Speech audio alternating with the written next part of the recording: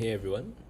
Um, Thanks for tuning in and just testing to see if everyone's able to hear me clearly. Right. Tijani, hello. Ren, hello. Nice for you to tune in. Thanks for tuning in. Right. Just doing a sound check and a video check to ensure that everyone's able to see and hear me clearly. Oh, cool. Yeah, Milu, nice to see you here. Right. Good day to you too. Right. Okay. Cool. Cool. All right. Hope no one caught the Manchester United versus Manchester City match. Wow, that's terrible. All right. Philip, nice to see you. Oh, Amar, you're from Italy. Nice to see you too. All right. But yeah, it's we're back again. I think I'm pretty happy with the calls we made last week. All right. I think we have quite a number of good calls. All right. Especially on the bounce that we expected on DXY. Right, so that led a lot of the other calls that we made. Right, so yeah, I think you guys should be pretty profitable, right, for the week. Right, so hopefully everyone's bagging some good pips. Yeah. Anyway, let me see. Yeah, connection's okay. Stream health is okay. All right, everything's all good. All right, guys. So as usual, welcome back to today's pre-market analysis. Right, it's a for those of you guys who are here for the first time, right? It's our usual look at the market before it opens, right? So we usually use the 1 day time frame, guys. Usually use the 1 day time frame, D1 time frame, right, to forecast what the bigger moves for the week. I personally think it's one of the D1 time frame helps us avoid a lot of the false movements, right? Because it factors out a lot of the day-to-day volatility that you see in the news, right? So it's a lot stabler, right? I personally trade almost exclusively on the D1 time frame now. Maybe sometimes going to the H4, but I focus a lot more on the D1 time frame to work around my schedule, right? Been pretty profitable, right? Pass a few prop firm tests in the while I'm at it, right? So yeah, for those of you guys who are wondering what charts we're looking at, what time frame are charts we're looking at, it'll be the 1 day time frame. All right, yeah, Ren, we'll take a look at the pound dollar later. Jonas, nice to see you. Zoha, nice to see you too. All right, yeah, now let's without further ado, let's rock and roll. All right, sorry for Man United, right? Thank you so much, right? It was not worth because it's the match started streaming at 11:30 p.m. in Singapore, right? So it ended about close to 1 plus a.m., right? It was not worth staying up for. That was terrible. All right. Hey Fabio, nice to see you back here. Right, yeah, it's terrible. Not worth watching the match. Right, regrets. But yeah. Anyway, guys. Disclaimer as usual, right? Everything in this webinar is educational in nature, so nothing should be construed as investment or trading advice. Please do your own due diligence before you guys trade. Okay. And yeah, our usual sequence of events, right? These days I don't really cover key news events because we got Ketan who covers it usually later on in about 12 and a half hours, right?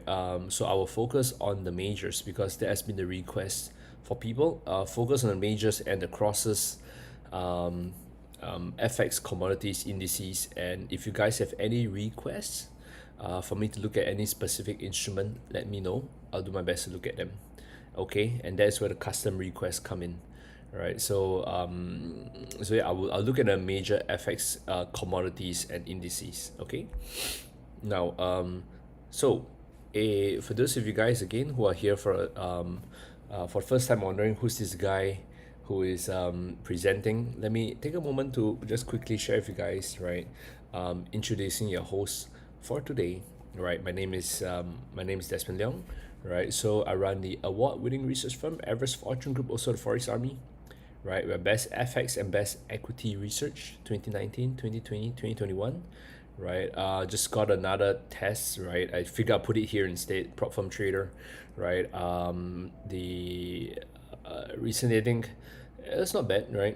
I think got another 100K account, right? I'll share it with you guys, right? So usually what we make with the major financial institutions are helping them forecast when the markets are heading, right? But we have a special partnership with IC Markets. What I'm going to do is where we bring you guys the good stuff, the juicy stuff, right? The guys who have been hanging out with me every Sunday, or actually for the past 3 years or something that I've been doing webinars now. You know that I like to put my neck on the line when it comes to forecasting analysis, right? Every week, we review what we did previously, right? So there's no running away. And I think most of you guys can agree that our hit rate over here is about 70%, right? Sometimes better, 80%, right? But yeah, most of the time it's about 70%, right? So we keep it real, keep it real. We keep it actionable, right? And we review, all our previous analysis. All right. Yeah, and thank you, Ren. Right. Good reminder. If you guys can help me just smash the thumbs up button, right? It really helped the YouTube algorithm, right? It really helped the YouTube algorithm. How to say? Help our videos be more discoverable, right? So thank you very much, guys. All right. So yeah. Anyway, for those of you guys, we finally got the certificate, right? Recent one, right? FPF 100K account, right? Simple enough to pass, right? And just to tell you guys that if there's one thing I want to let you guys know is that if I can do it, right, I'm running a research firm, right? These days a little bit less time to trade, right? By managing like 15 people, now I think close to 20 people, right? Juggling a wife and a kid and a cat, right? If I can do it, then you can do it. Okay. I don't focus my entire day on trading, right? I usually have just a bit of time to trade, right? Most of the trades I take are from our pre-market weekly analysis that we're doing here today, right? So thank you, Fabio, right? So yeah, if this is usually all you need, I had to adapt my trading style a bit, right? Because I had less and less time to focus on the scalping strategies, right? Getting in and out of the markets fast, right? But just to let you guys know that I use mainly the pre-market analysis, right? I use a pre-market analysis, take the trades, and it's usually more than enough to pass the test. Okay, now guys, so I'm back to the charts. Let me take some time to go through it. Okay, let me take some time to go through it. Last week, you can see we forecasted a bounce, right? We forecasted a bounce on DXY. Worked out very nicely, right? And it's rising quite nicely to the resistance, right? So I do want to let you guys know why we managed to forecast this bounce. Okay, so this was the support level over here. Okay, this was the support level. So first, I feel like it's an important lesson for everyone to know on when we're forecasting the support level. You need the first thing you need to train yourself to do, right? The first thing that you need to train yourself to do is to find this kind of you notice, right? My personal take is that finding the correct support and resistance level, I make it look easy, right? I make it look easy that, hey guys, it's right here, okay? But it is the toughest thing to do. If you are able to find these kind of support levels, right? You're able to find these kind of bounces that we had last week. Okay, we're able to find like from pound dollar, right? We were able to forecast a drop over here, right? As you can see, right? But it requires you to find the correct support and resistance levels. The trick to really finding that is, you want to look for a horizontal line. Usually, what I do, right? I do want to spend a little bit more time to explain and dive deeper into the way that we find these levels, right? So I could draw a support line here. I would then drag it further back, right? Say, okay, I could drag it. Maybe that I had a pullback here. But what if I put it over here, right? You notice that, the level reacted very nicely and it's kind of holding quite nicely above this support level over here. I would then drag it further back. I'm like, okay, I could move it a little bit lower, right? And it catch this level over here. And as I drag it further back, I'm like, okay, it's catching some nice levels, but this part, it doesn't, it starts to look like it's crashing into where the big body candles are. So I start to move it down a bit, and I'm like, okay, I could actually connect it over here, right? You notice I don't bother to try and drag it all the way back, right? But this is like the ending point over here. I say, okay, you have a little bit of a buffer. I usually call it a buffer, right? For crashing into candles. But what you are usually looking for is a price to cut through the wicks, right? Look at how price cuts through the wicks over here, and it touches the wicks, right? It touches the wicks, right? And it touches the wicks. The point that you cut through prices, you are looking for it to cut through the wicks, okay, like the shadow of the candle, right? You don't want it cutting through. In this case, right, you don't want it cutting through the body of the candle over here. The only reason why I'm okay with it is because price actually kind of bounce up even though it cut through the candle, right? So it doesn't look that bad, right? But you want to avoid it cutting through the candle like this, right? Being able to identify that support and resistance level, right? That overlap level, as I would call it, is already half the battle won. One of the toughest things to do, but if you can do it, right, this establishes the basis, the foundation of many of my trades. Okay, so that is the one thing I'll teach you guys, right? That before you draw a single Fibonacci, right, before you draw a single trend line, before you look for divergence, before you look for correlation, you identify your key support and resistance levels, right? This takes a lot of training over time to do. Trust me, I have an entire team in Singapore, traders until now, right? I'm still teaching them and correcting them when it comes to identifying this kind of support and resistance levels. Okay, so it takes training, it takes practice, but the more you train your eye to be able to find it, the higher the probability of your forecasts are going to be. Okay, so let's begin over here. So it was because of this major support level, right? We were able to call the bounce and back a really, really good profit last week. Now, we noticed that the key resistance level, right? If I were to draw it, I could draw it over here, the swing high, right? I could draw it over here. But what I always like to do is to drag it further back. How far back can it go? It could come up to here, or it could come down to here, right? At this level, I usually, rule of thumb, I usually allow prices to cut through the bodies only once, right? That's my rule of thumb. Because if you're going for a pullback resistance, right, you usually need price to be able to cut through the body once, right? For those of you guys who know what's a pullback resistance, this is the pullback resistance, waiting for price to come to here. You usually need to wait for the price to cut the body once over here, right? So in this case, right, this would be the cut that I'm looking for, right? And I will be drawing line maybe all the way into here, right? You notice that what it does is it captures the wicks, right? It captures the wicks, right? So that means we have a little bit of space over here for price to rise up towards the first resistance. One little tip you notice is that I won't draw the line from here. I'll draw it from here, right? Because you want significant swings. What do I mean by that? Is that you don't want price, you don't want you look at this is price coming up, down, up, right? It's a pretty insignificant level, right? The move preceding it, right, is, okay, this is a nice bounce up here, but the move preceding it is a small little movement. What you ideally want to go for are these kind of slightly more significant, more dramatic kind of bounces, swing lows and swing highs. All right, so that is usually the levels I use to reference where I can take that the wicks from.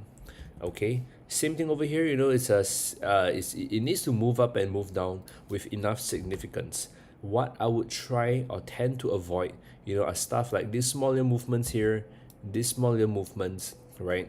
These smaller movements here, all right? On these smaller movements, right? Those are, you know, like I said, they're not dramatic enough. They're not significant enough for me to take a level from. Okay, but just from here, I would then establish, right, the first support and the first resistance. Remember, we play we play from one support to one resistance, right? We don't try to play it too far, because the further you play it, the less your locus of control, right? The less you are in control. I can tell you that a weather forecast, I like to always use this example, guys, right? But a weather forecast for the next 1 hour is accurate. The weather forecast for what's going to happen 7 days later is a lot less accurate. Okay, because the further away you forecast, the lesser your locus of control, the less you are in control. Okay, so in this case, we'll be looking for ideally for DXY to continue to strengthen up, all right, towards the first resistance, right? If I were to pick a second support level, I'll just pick it down here, right, where the pullback resistance is, right? Pullback resistance is. For those of you guys who are wondering how we managed to call the bounce last week, right, is because of this, and price was similarly testing a 23% Fibonacci retracement, right about here, right? Price was testing the 23% Fibonacci retracement right about here, and if I'm not wrong, yeah, just RSI. Oh, this RSI looks terrible. I don't need this, I don't need this, I don't need this, I don't need this, I don't need the background, right? I don't need the upper, lower, the middle band, right? I just need RSI to be a thicker line, right? I tend to like to remove all of that, because it tends to distract me from the true value of RSI, right? So yeah, you know, in this case, right, so this was the bounce, 23% retracement, right, major overlap, and that was the bounce that we're going for. Hey Chris, nice to see you, man. Right, nice to see you here, right? Thanks for being so active, right? And thanks for tuning in, right? But yeah, you know, a lot of good calls last week, this bounce on DXY. So you guys always notice, right, once I look at the bounce on DXY, the next thing I jump to right away is usually either euro dollar or dollar franc. All right, so in euro dollar, right, we're waiting for the downside confirmation, right? For dollar franc, I think we caught the bounce on dollar franc very nicely, right? From here, bounce all the way up to there. I hope you guys got in on the trade. You would have made a good amount of money, right? It was such a nice bounce. How we got the bounce, right, I think it's important for you guys to know how we managed to call the bounce right here, right? So I leave the previous week's analysis here, so you know, sometimes I'm right, sometimes I'm wrong, right? But there's no running away. I think dollar CAD, we didn't recall a move on dollar CAD. Aussie dollar, not really. Kiwi dollar, we called the drop, so if you got it on this, good money. Pound dollar, we called the drop, good money, right? WTI, we called the support level, so that's quite nice. Gold, I caught the drop. It dropped initially. This, I got stopped out on this trade. I got stopped out on the gold trade. I thought it would drop further. It almost hit my take profit, right? I will share with you my mistake on this trade, right? But yeah, you know, it's I got stopped out on this trade, right? So yeah, we make some money, lose some money. Dow Jones, DJ, I don't think we caught any of the big moves here. Yep, we're calling the drop on DAX, calling the drop on S&P 500. So if you got in on these trades, congratulations, you should be bagging good money. Okay. Okay, now you got, okay, Fabio got the reverse of the franc. Congratulations, you know, good money there, right? Remember, if you're making good money, you can send me some whiskey. You can send me some gin and tonic. Gin, yeah, send me some good gin, right? Yeah, I would appreciate it. Okay, so how we got this bounce of this first support, right? First, you notice the support level that we drew. Okay, you notice the support level that we drew over here. It's always very important to be able to highlight these levels.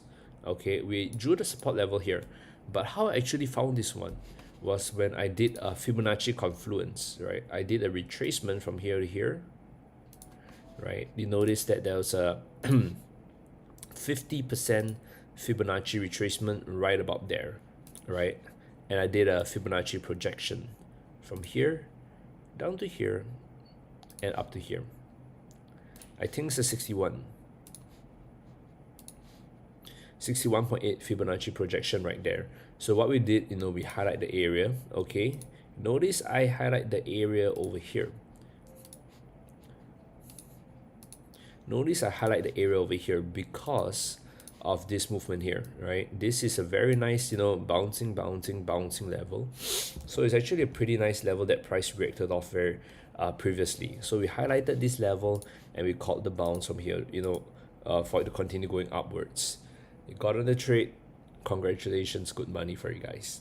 Okay, but what we can do next, right, is where is this bounce going to take us?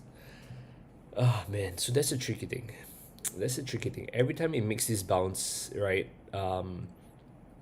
if it has not hit its target, right, we are caught a little bit in the middle of nowhere, right? Because it's bouncing now, right? It's not back here, it's not back at the support level, right? But instead, it's probably, you notice that I might draw, if I run you through my thought process on how I draw these levels, right? I might draw a resistance level over here, right? I might draw a resistance level here, maybe over here, right? Because this is where the pullback happens, right? Price actually makes a pullback to this level, okay?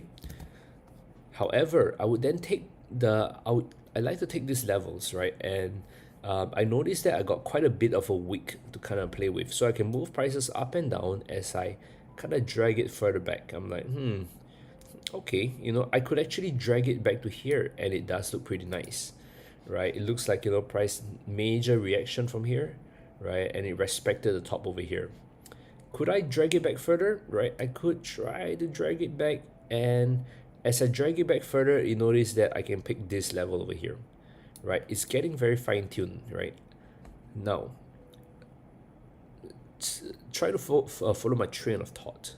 Okay, if I try, right, you notice when I pick this level, I am still operating within my wicks, right? Meaning that my shadows, there's, I'm cutting the wick over here, right? Notice that I'm cutting the wicks very nicely here. I'm cutting the wicks very nicely over here, right? If you notice, right?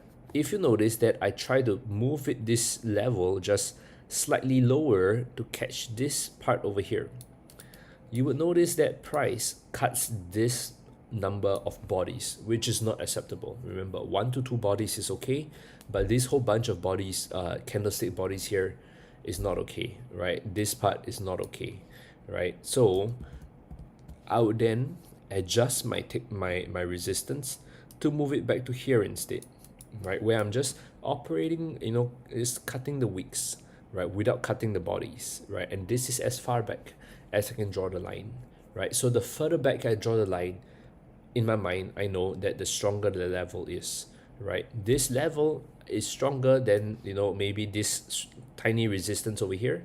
The further back I can draw a level, the more wicks that I can catch, the more I know that this particular resistance or support level is a key level that is observed by the markets. Okay, so we got one major resistance there, we got one major support level over here. What I want to let you guys know is that it is in the middle of nowhere, right? You can put another level up here. Second resistance, right? There isn't a nice and clear second resistance, but up here, right? I think it's about the 61.8 retracement. Yep, exactly at the 61.8 retracement. So you're operating between one support and one resistance. I believe price would probably continue to inch upwards towards the first resistance. But what you should be looking for is, because you don't have a good entry point for your dollar franc right now. You can't enter from here. You think about it, right? Price is right smack in the middle of nowhere. It's right smack in the middle of nowhere, right? It's not at resistance, it's not at a support, you know. So what you need to do is you need to go neutral, right? I won't allow you to enter here because it's not a good level for you to play up. It might come up to here, but it might come down to here again before coming up to here. If a good gauge of as a compass, right, is where is price relative to your support and resistance level. If it's right smack in the middle, don't force a trade. Wait for price to reach one of these really good support or resistance levels, okay?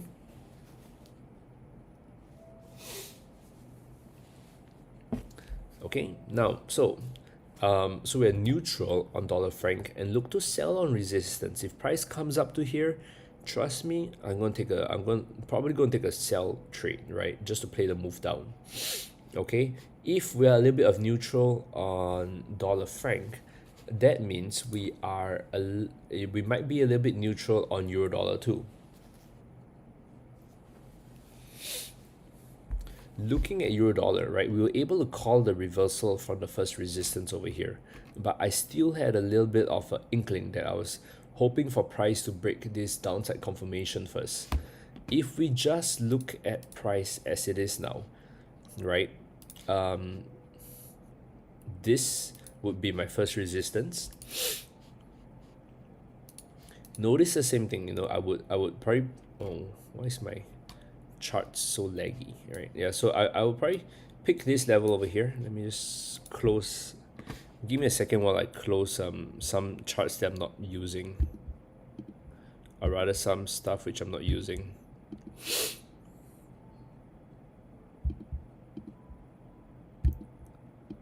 Give me a second, guys. Okay, that should speed things up a bit. Okay, yeah.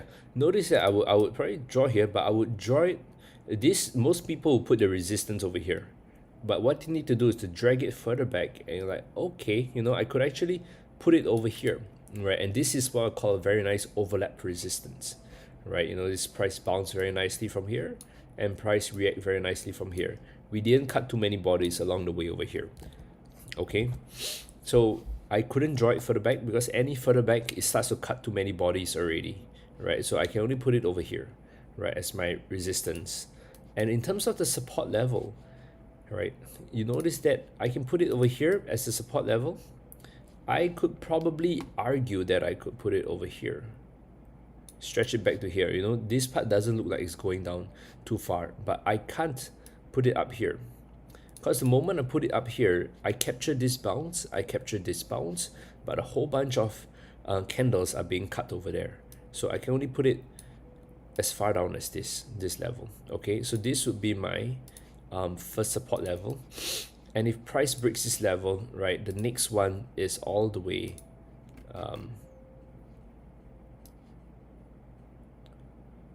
it probably be somewhere here, the second support down here. I don't like the way the candles are being cut over here, so that's a disclaimer first, right? But lack of a better level, right, we're going to call this as the next support level. The first support and first resistance are usually the most important levels. Okay, the second support and second resistance are a little bit less important, right? Those are more like sometimes the targets, but this is the most important support level first. Okay, this would be our second support, right? This would be our second support, right? So you notice that price is kind of in the middle of nowhere, right? It's in the middle of a resistance and a support, So it's hard for you to call a move, but for euro dollar, I would call this the, if we're expecting a reversal, right? If we're expecting a reversal from here for dollar franc, right, we could similarly be expecting a bounce from here on euro dollar, right? So I will leave it at these levels first.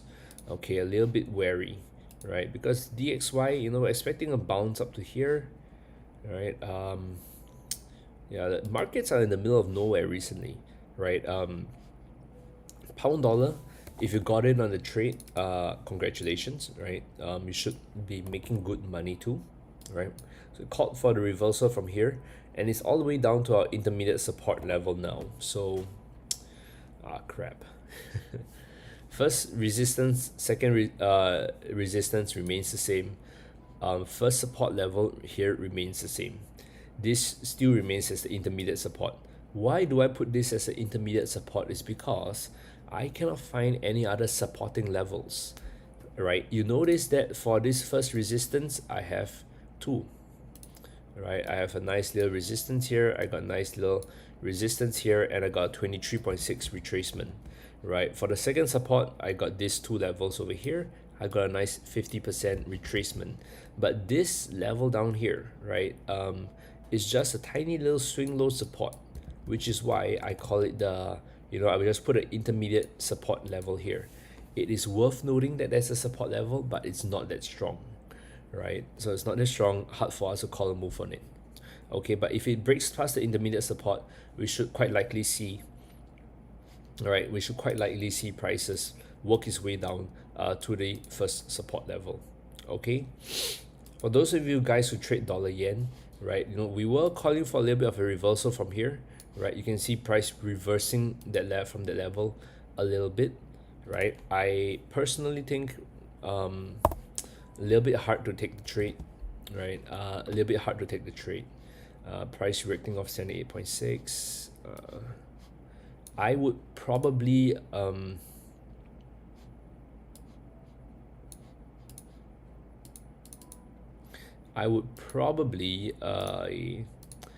focus on just the 100%. It's hard to trade the dollar yen, right? If you don't trade dollar yen, I personally would kind of stay away from it, because it's hard to call a move right now over here.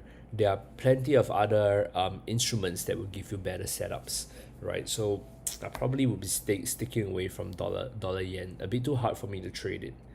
Okay, dollar CAD now.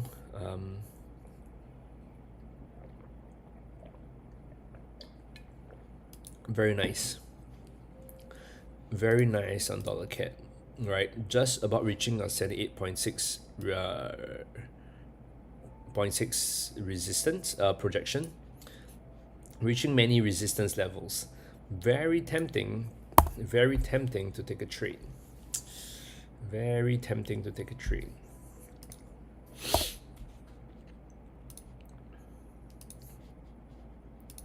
We could see a little bit of short-term weakness for price to work its way back down to this support level down here, right? Second support level, you could argue that it's over here. I don't really think we need a second support level, but we might be able to see a just short-term reversal, right, to this level. If you want it to be a little bit safer, you can put it over here, right, the first support, right? Otherwise, you could play it down to here, right, where most of the major breakouts happen. Okay, right? So yeah, I would be looking probably at a little bit of a reversal here, because of how nicely prices reverse from here,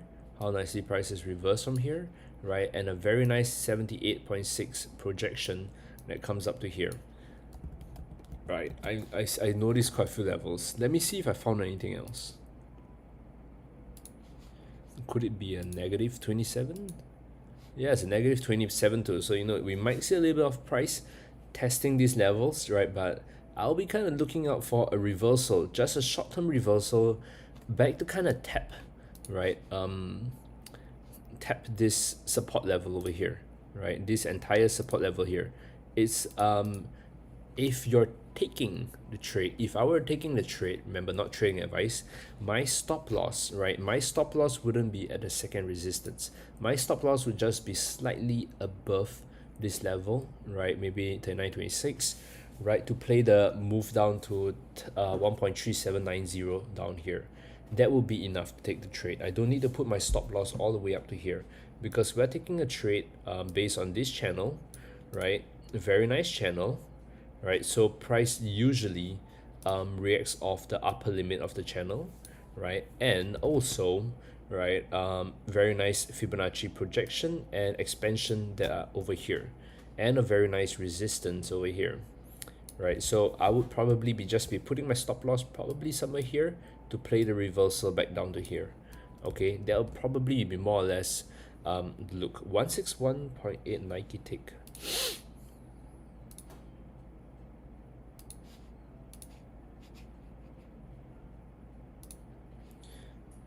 Yeah, 138, I would say 138 more than 161, right? So unless you are taking it from slightly lower, right? But yeah, it's about a 138 level there. Unless you mean this as the Nike tick. Yep, you take it from here, there's a 161. That's right, there's a bit of a 161 level to play the reversal from. Right, the reason why I don't really like the Nike tick that much is because this movement, you see, it comes down here and it comes up again. So it's not a Nike tick. The Nike tick needs to be clear like this. It should not be like this, like this, like this. Okay, this is some other sports brand that we are unaware of, right? So I would probably not give myself um the false sense of confidence that's a 161 Nike tick over there, right? No, so yeah, this could be one of the trades of the week. Playing okay, I would say the trade might last 1 or 2 days only, but probably to play the reversal from this dollar cat. Okay, Aussie dollar remains the same. Key support level, downside confirmation. It breaks that. It comes down to here. First resistance remains the same. Yeah, just about remains the same. Kiwi dollar is the one that we caught for the drop from here down to here. If you got in on the trade, congratulations. You should be making a good amount of money, right? A good amount of money, right? We still believe that price will continue to drop lower towards first support, but that would be it, right? Likely that price might come up a little bit to test it, but over the next 1, 2, 3 days, we should see it kind of inch down towards the first support. If it breaks the first support, right, it should be in a little bit of a free fall, right, for price to come down to the second support over here. But that requires it to break the first support first. Okay, so we're always looking for price to come down to the first support. Nice bit of resistance over here. Overlap resistance is here, pullback resistance is here. No, not much change over here. But if you got in on the trade last week, you would be your entry point should be just about here. You should be holding a pretty nice trade to play the move down. Okay, WTI oil for those who are interested, right? Those who are interested, we highlighted the support level over here. Notice the support level, it respects the wicks very nicely, right? Maybe I give it a little bit of a leeway over here to go up slightly, to go down slightly, but we have a very nice support level here. That was why we were able to call like the bounce right from there, right? But of course, this remains our resistance. This remains our support. Those of you guys who got in on our trade over here when we caught the reversal from here, congratulations too. You know, you should have wrote out the full thing, made a good amount of money, right? But now that we're on support and we're on resistance, right? This second resistance is a bit too far. I don't think it's necessary.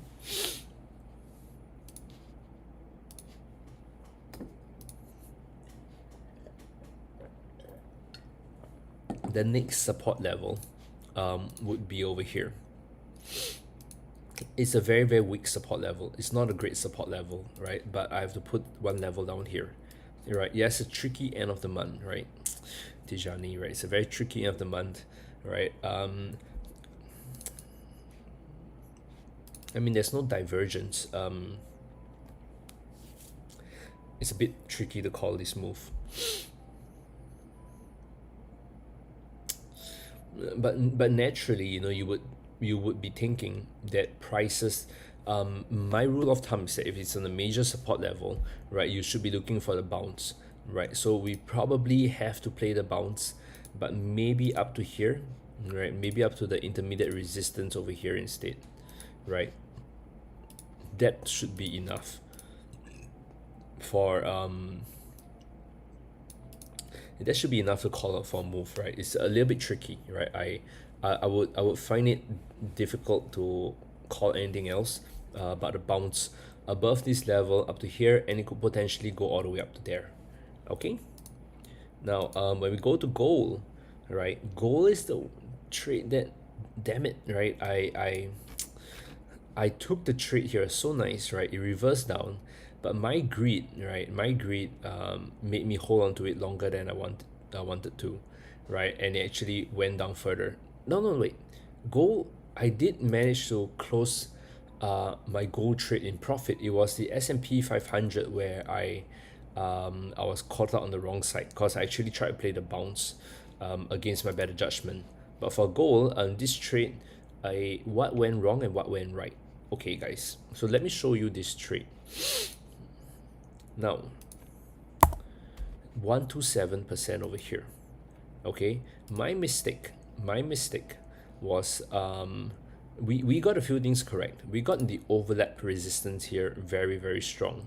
We caught this initial move, we caught the drop down. Now, my mistake was having my take profit too far down here, right? If my take profit is over here, right, you notice, right, it will have touched our take profit, and that's the end of the story, right?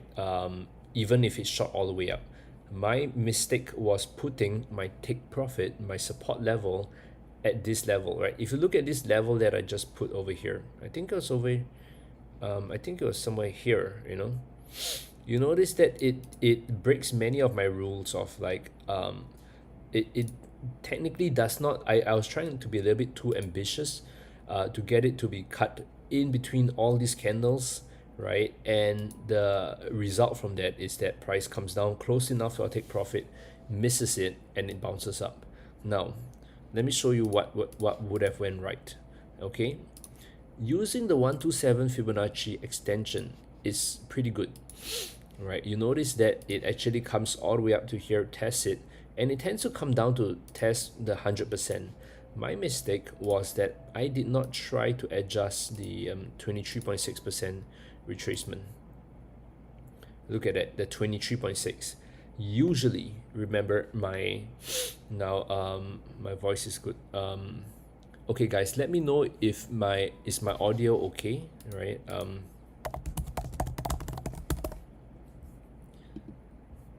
Testing. Yes, is my audio okay?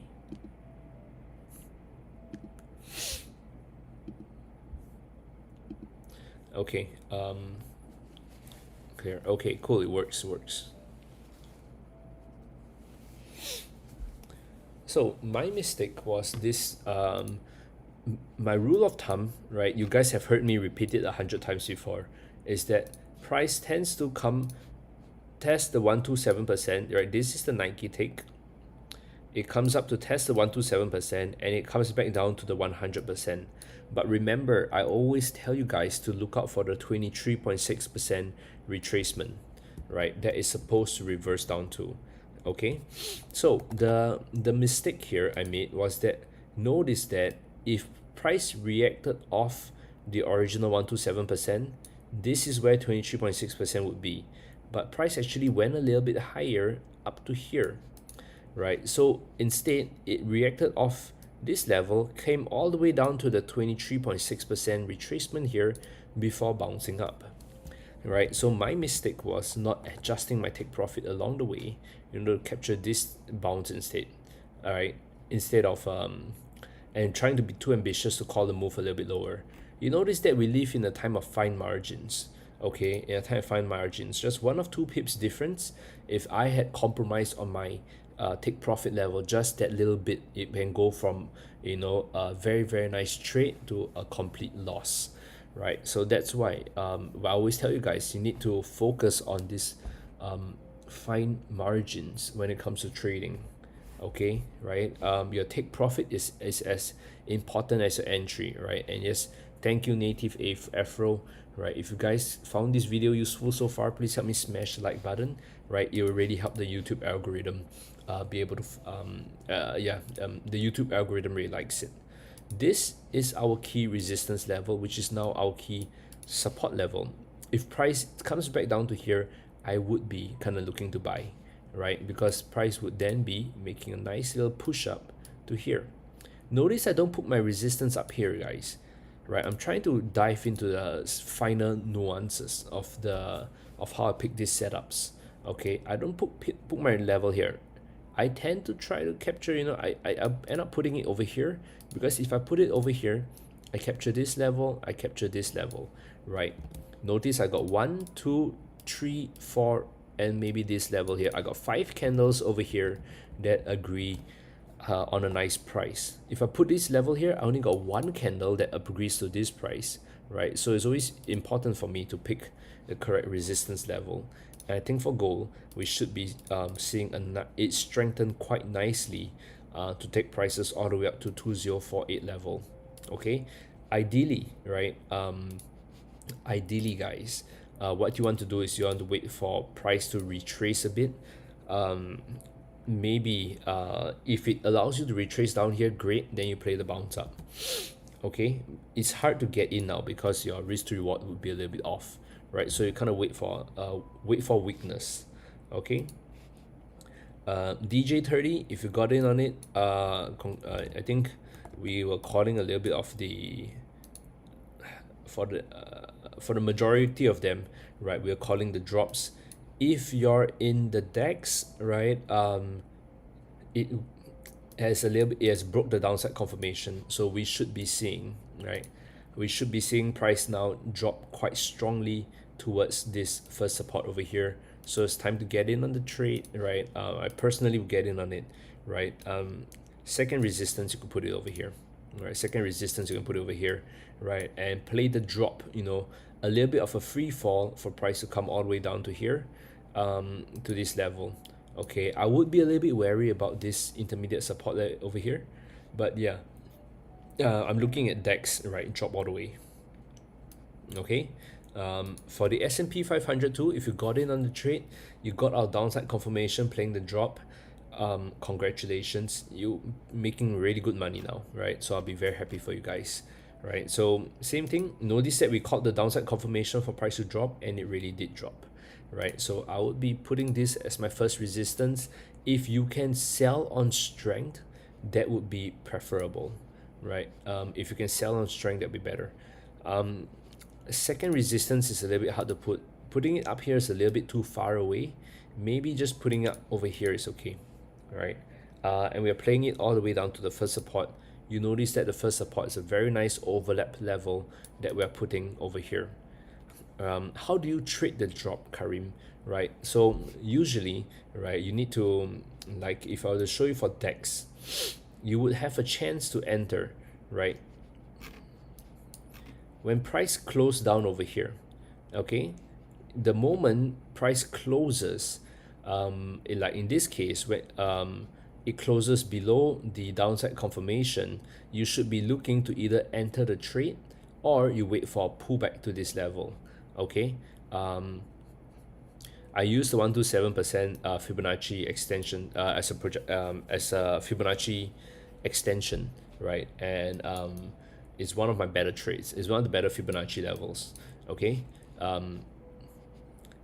time tested would be the most accurate thing. So notice that when this price closed here, the next candle actually gapped up to here, right, before coming back down here. So you would have the opportunity to kind of get in on the trade over here, right? So I got in on the trade over here, right? And that is where you can write the price down. Getting in over here or getting in over here is still okay, right? You just need to act fast, because sometimes price might continue going down all the way, right?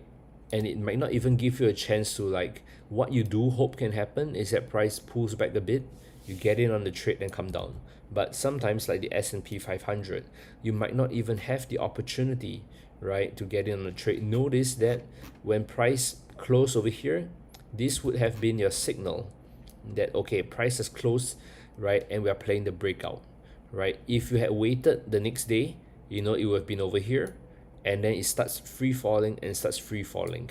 You don't even have the opportunity to kind of wait for the pullback to get in, right? So especially when you're playing the breakout, you might not be able to catch all the breakouts, right? Sometimes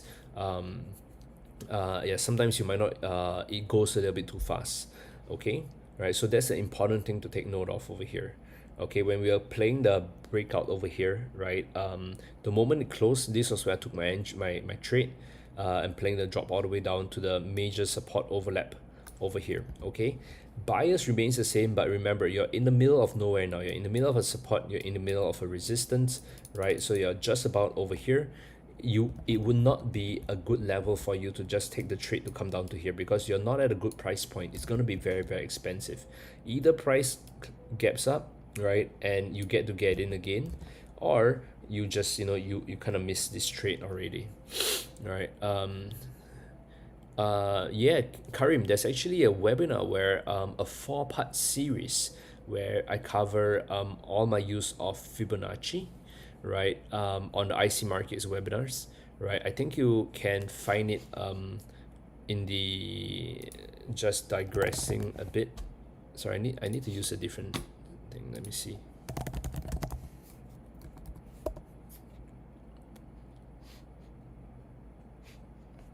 Yeah, I think you need to find it at it is likely on the IC Markets Australia one, right? Yeah, I think somewhere like Fibonacci, I have my stuff, right, explaining how to use the retracements, extensions, expansions, and projections over here. The masterclass Confluence, did I do this? Right, could have been me who done it, right? No, this is Peggy. Right, but yeah, I think we have a lot down here. Let me see if it's over here. Yeah, you can find the retracements and extensions series down here, either done by me or done by one of my team members. Okay, yeah, but yeah, I actually covered it in the playlist, so go check it out over there. Anyway, I'm very wary of time. Just taking a look at the last few setups, nothing much to look at for Euro Yen. It looks terrible. Yeah, Euro Yen looks so terrible. I have no idea how to trade this instrument. All right. How can anyone trade it? I have no idea.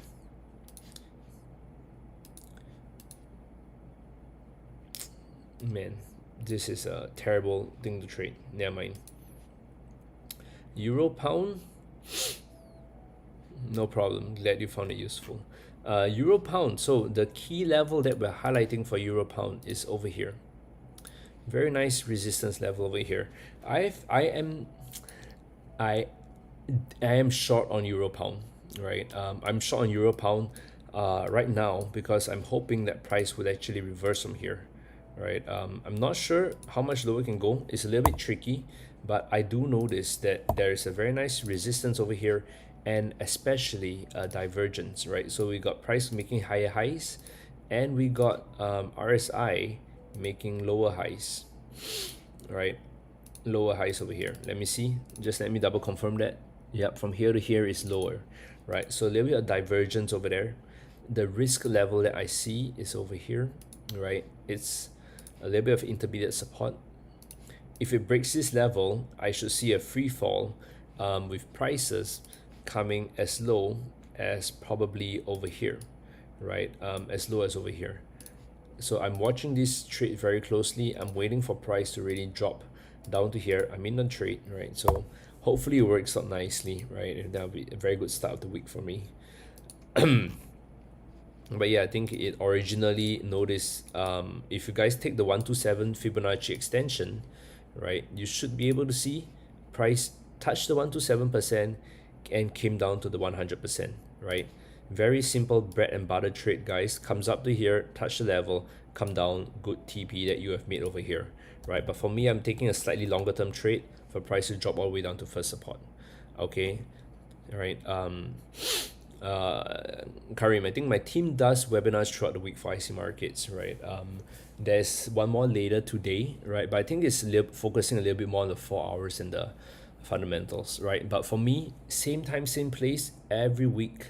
Pre-market analysis, all right? I'm the guy who prepares it for everyone else, right? So this is the view for the week, right? Same time, same place, 8 p.m. GMT, right? On a Sunday, Yes, Sunday 8 p.m. GMT, right? And you'll be able to find me over here, right? You can actually watch all our previous recordings, right? I think you'll find it quite useful, seeing the way that we forecast, right? And of course, it's pretty high hit rate. So, yeah. Anyway, Euro Pound, we could be looking at the drop over here. Last one, Bitcoin. I don't think I updated Bitcoin last week. But if I were to highlight a key level for Bitcoin, um, eh, probably over here, this level, right? Notice I don't pick this level, I pick the level where all the wicks are meeting, right? So that would probably be slightly, are you saying there's divergence? No, there's no divergence on Bitcoin, right? But yeah, I would be looking at this level instead for Bitcoin, right? Pretty big resistance, pretty big support level over here.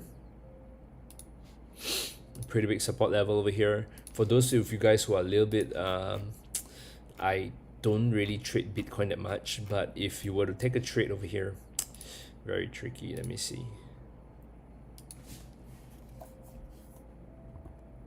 No problem. Thank you, Tijani.